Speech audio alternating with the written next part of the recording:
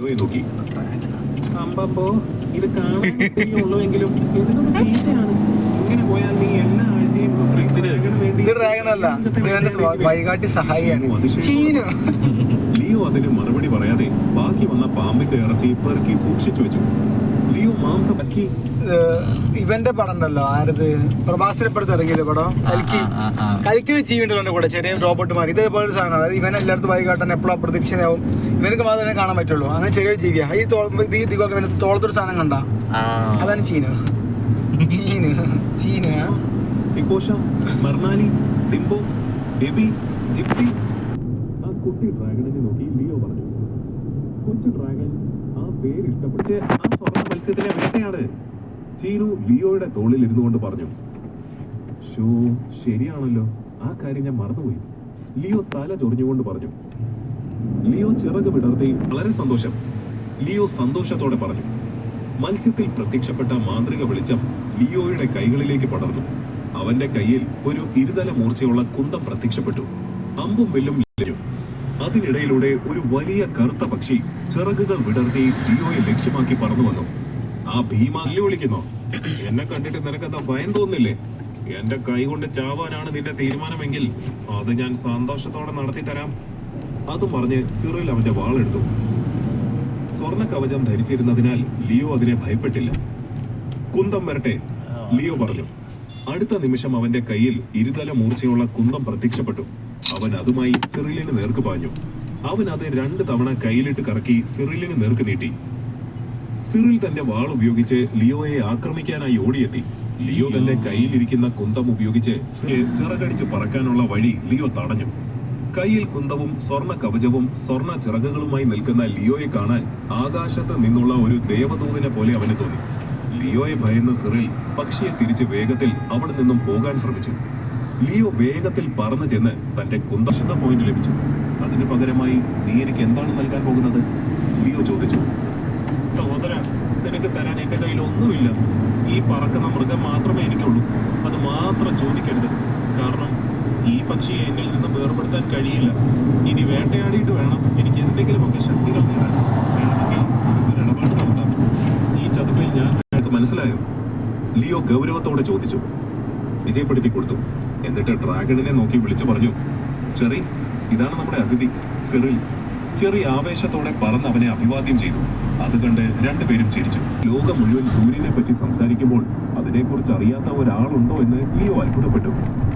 എന്റെ പേര് സൂര്യൻ, ലിയോ സ്വയം പരിചയപ്പെടുത്തി. നീ ഈ ചതുപ്പിൽ വന്നത് മുതൽ ഞാൻ എന്റെ കഴിവിന്റെ പരമാവധി പോരാടുന്നുണ്ട്, അവൻ പറഞ്ഞു. ലിയോ കണ്ണുകൾ ചുരുക്കി അവനെ നോക്കി. എന്തിനു വേണ്ടിയാണ് നീ പോരാടുന്നത്? നീ പറയാൻ വന്ന കാര്യം ചുരുക്കി പറയൂ, ലിയോ പറഞ്ഞു. ആ, സത്യം പറഞ്ഞാൽ എന്റെ കുടുംബത്തിലെ എല്ലാവരും എതിരാളികളിൽ നിന്ന് രക്ഷപ്പെടാൻ മിടുക്കരാണ്. എത്ര വലിയ അപകടത്തിലാണെങ്കിലും ഞങ്ങൾ തന്ത്രങ്ങൾ ഉപയോഗിച്ച് എളുപ്പത്തിൽ രക്ഷപ്പെടും, സിറിൽ മടിയോടെ പറഞ്ഞു. ഓ, ഇപ്പൊ മനസ്സിലായി. ഞാൻ നിന്നെ ആക്രമിക്കുമ്പോ ഒരു പ്രഹരം പോലും ഏൽക്കാതെ നീ എങ്ങനെ രക്ഷപ്പെട്ടെന്നല്ലേ? നിങ്ങൾ ഒരു ബുദ്ധിമാനായ പ്രതിഭയാണ്. നീ ഒരു പക്ഷിയിൽ പറക്കുകയല്ലായിരുന്നെങ്കിൽ എനിക്ക് നിന്നെ പിടിക്കാനേ കഴിയില്ലായിരുന്നു, അല്ലേ? ലിയോ ചോദിച്ചു. സിറിൽ വിനയത്തോടെ അതെ എന്ന് തലയാട്ടി. ഇവിടെ വന്നിട്ട് 1 മാസമായി എന്ന് നീ പറഞ്ഞല്ലോ. ഈ ചതുപ്പിൽ ഏറ്റവും ഉയരമുള്ള മരം എവിടെയാണെന്ന് നിനക്കറിയാമോ? ആ മരത്തിന്റെ അടിയിൽ ചില അപൂർവമായ പുഷ്പങ്ങളും ഉണ്ടെന്ന് കേട്ടിട്ടുണ്ട്. അത്തരത്തിലുള്ള സ്ഥലങ്ങൾ എവിടെയെങ്കിലും നീ കണ്ടിട്ടുണ്ടോ? ലിയോ ആകാംക്ഷയോടെ ചോദിച്ചു.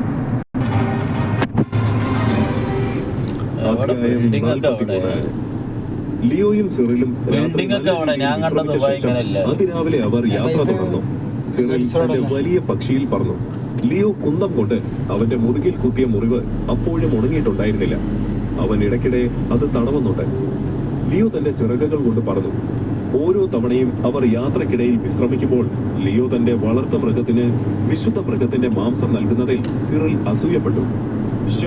മാംസമല്ല, ആ ഡ്രാഗണിന് കൊടുക്കുന്നല്ലോ, സിറിൽ ഉള്ളിൽ രഹസ്യമായി നെടുവേർപ്പെട്ടു. സഹോദര, ഒരു വിശുദ്ധ ജീവിയെ എവിടെയും കാണുന്നില്ലല്ലോ. നമുക്ക് വിശ്രമിച്ചിട്ട് നാളെ അന്വേഷിക്കാം, സിറിൽ തളർച്ചയോടെ പറഞ്ഞു.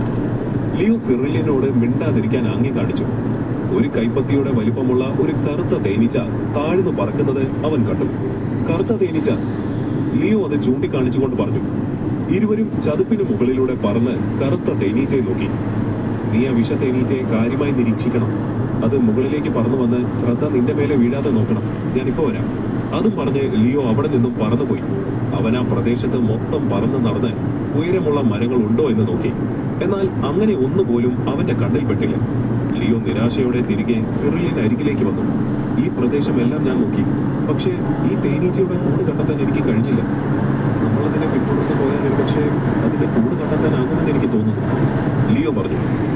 സിറിലും ലിയോയെ അനുസരിച്ചുകൊണ്ട് അവന് പിന്നാലെ തേനീച്ച കൂട് കണ്ടെത്താനായി പോകാൻ തീരുമാനിച്ചു.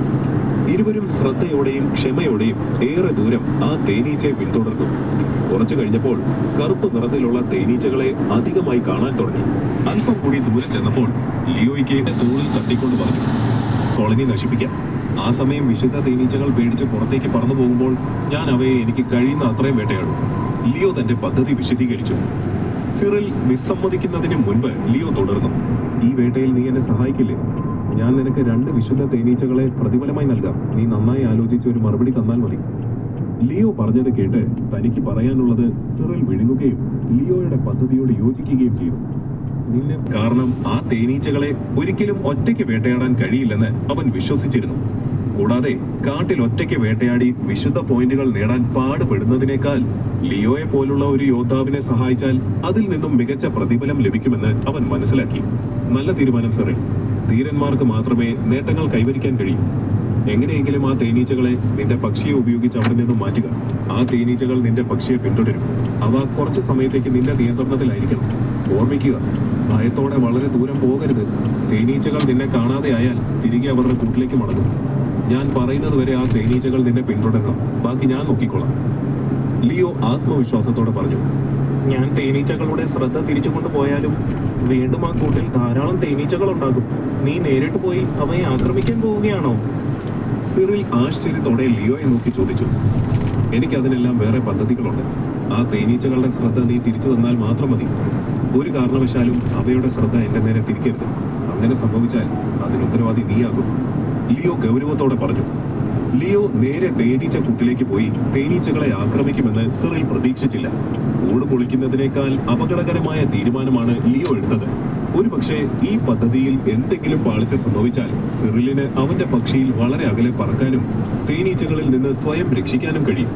എന്നാൽ ലിയോ തേനീച്ചകളുമായി നേരിട്ട് പോരാടുമ്പോൾ ഒരു തേനീച്ചയുടെ കുത്ത് ലിയോയെ സ്പർശിച്ചാലും വിഷം അവന്റെ തലയിലേക്ക് ഉയരുകയും അവന്റെ ജീവൻ അപകടത്തിലാക്കുകയും ചെയ്യും.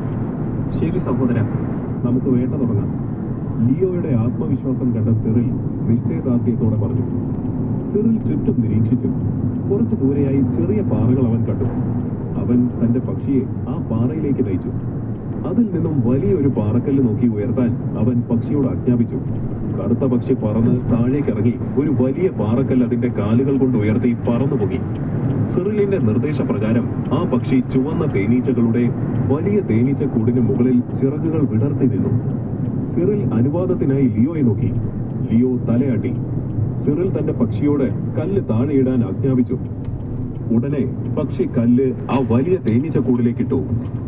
വലിയൊരു ശബ്ദത്തോടെ ആ കല്ലിന്റെ പക്ഷിയോട് ആജ്ഞാപിച്ചു. ആ കറുത്ത പക്ഷി തന്റെ വലിയ ചിറകുകൾ വിടർത്തി ആകാശത്ത് അതിവേഗം വട്ടമിട്ട് പറക്കാൻ തുടങ്ങി. ലിയോ തേനീച്ചക്കൂട്ടത്തെ ശ്രദ്ധാപൂർവം നോക്കുകയാണ്. തേനീച്ചകളിൽ ഭൂരിഭാഗവും കൂട്ടിൽ നിന്ന് പറന്നുപോയി. എല്ലാ ശക്തികളും വരെ കൂടിനെ ലിയോ തന്റെ ഇരുതല മൂർച്ചയുള്ള കുന്തം ഉപയോഗിച്ച് ആക്രമിച്ചു. തേനീച്ചക്കൂട് പല കഷ്ണങ്ങളായി ചിതറി നിലത്ത് വീണു. അതിനകത്തുണ്ടായിരുന്ന ചില ചുവന്ന തേനീച്ചകൾ അവനെ ആക്രമിക്കാൻ ശ്രമിച്ചുവെങ്കിലും അവൻ അവയിൽ നിന്നും സാഹസികമായി ഒഴിഞ്ഞുമാറി. അവൻ ആ തേനീച്ചകളെ വിദഗ്ധമായി വേട്ടയാടി.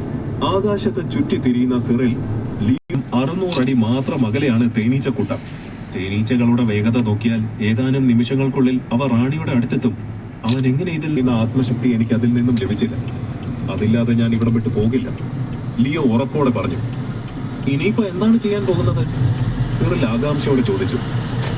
തേനീച്ചക്കൂട് നശിപ്പിച്ച് അതിലെ റാണിയെ കൊല്ലുകയും ചെയ്തു. തേനീച്ചയുടെ മാംസം വെള്ളത്തിലിട്ട് തിളപ്പിച്ചു. എന്നിട്ട് അതെടുത്ത് സിറിലുമായി